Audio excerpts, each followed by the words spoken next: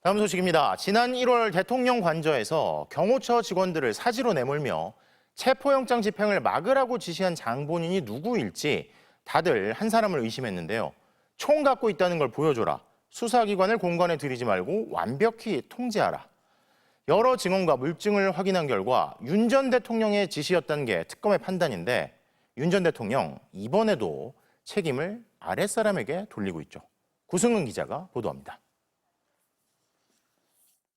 1차 체포영장 집행이 무산되고 2차 체포영장 집행이 다가오던 지난 1월 13일 검은 전술복을 입고 헬멧을 쓴 채 허리까지 내려오는 긴 배낭을 맨 요원들이 한남동 대통령 관저 주변을 순찰하는 모습이 포착됐습니다.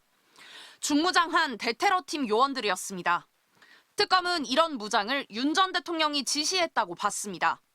이보다 이틀 전인 1월 11일 김성훈 전 경호처 차장, 이광우 전 경호본부장 등과 점심을 먹으며 2차 체포영장 집행을 위해 특공대와 기동대가 들어온다고 하는데 걔들은 총을 쏠 실력도 없다. 경찰은 전문성도 없고 총은 경호관들이 훨씬 잘 쏜다며 경찰은 니들이 총기를 갖고 있는 것을 보여주기만 해도 두려워할 거다. 총을 갖고 있다는 걸 좀 보여줘라고 했다는 겁니다. 이후 김 전 차장 등은 경호처에 화기를 소지한 채 외부에서 잘 보일 수 있도록 폭넓게 순찰하라고 지시한 것으로 드러났습니다. 1월 3일 1차 체포영장 집행 당시 경호처의 3중 저지선도 윤 전 대통령의 지시에서 비롯됐다는 게 특검의 판단입니다. 윤 전 대통령이 체포영장이 불법이니 수사기관을 공관촌에 들이지 말라고 지시하자 경호처는 먼저 공관촌 정문 뒤에 대형 버스로 차벽을 세웠습니다.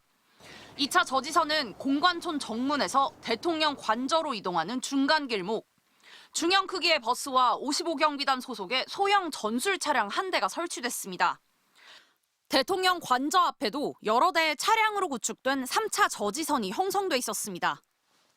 공수처 검사와 수사관들은 어렵게 저지선을 뚫고 들어갈 때마다 멱살을 붙잡히는 등의 폭행을 당했습니다.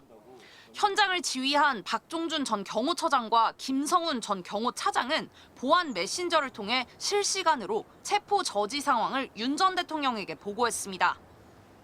이렇게 체포영장 집행이 무산된 후 윤 전 대통령은 김 전 차장에게 다시 경호구역에 대한 완벽한 통제를 주문했고 관저 곳곳엔 철조망이 등장하기 시작했습니다. 경호처 소속 대원들은 2차 체포영장 집행을 저지하기 위한 인간띠 훈련에 여러 차례 참여해야 했습니다. 특검은 윤 전 대통령이 직무가 정지돼 경호처에 지시를 할 권한이 없는데도 이 같은 불법 행위를 지시했다며 윤 전 대통령에게 특수공무집행방해, 직권남용, 범인도피 교사 혐의를 적용했습니다. 윤 전 대통령 측은 체포영장 집행 저지를 지시한 사실이 없다고 반박했습니다. MBC 뉴스 구승우입니다.